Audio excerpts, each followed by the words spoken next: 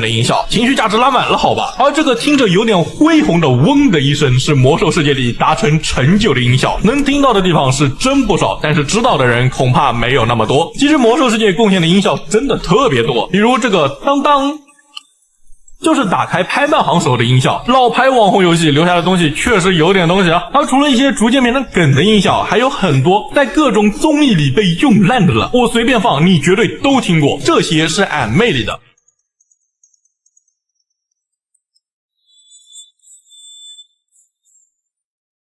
这个是摩卡少女樱里的，这个是我的青春恋爱物语果然有问题里的，